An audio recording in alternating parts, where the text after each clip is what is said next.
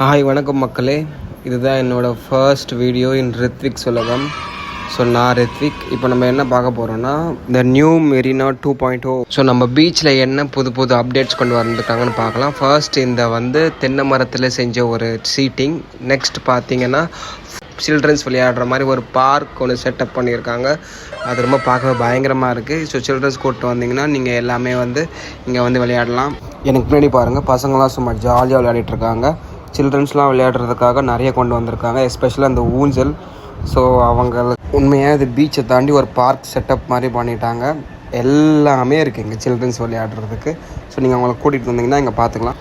அப்புறம் மக்களே, இங்கே சாண்ட்ஸ் எல்லாமே சும்மா கிறிஸ்டல் கிளியராக இருக்குது.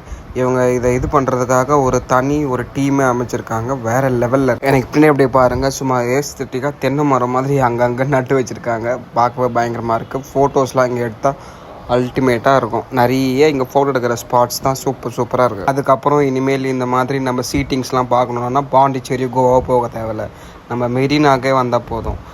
ஜாலியாக படுத்துட்டு இங்கே வைப் பண்ணிவிட்டு ஃபோட்டோஸ் வீடியோஸ் எடுத்துகிட்டு போயிட்டே இருக்கலாம். அங்கே பாருங்கள், நம்ம மக்கள்லாம் சும்மா சைட் சீயிங் வேறு லெவலில் பார்த்துட்ருக்காங்க. ஸோ நம்மளும் இதில் உட்காந்து பார்க்கலாம் எப்படி இருக்குன்னு சொல்லிட்டு.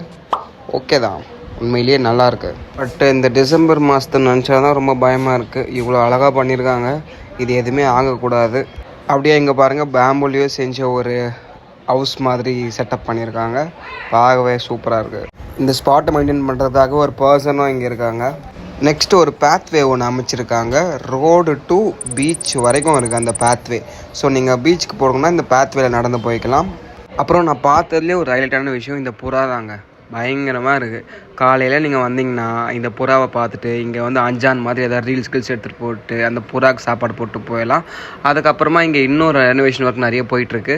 ஸோ ரெஸ்ட் ரூம்ஸ் இருக்குது, ஸோ குடிக்கிற தண்ணி இருக்குது. ஃபைனலாக இந்த வீடியோ உங்களுக்கு பிடிச்சிருந்தா என்னோடய சேனலை சப்ஸ்கிரைப் பண்ணுங்கள், லைக் பண்ணுங்கள், ஷேர் பண்ணுங்கள். தேங்க்யூ மக்களே, பாய் பாய்.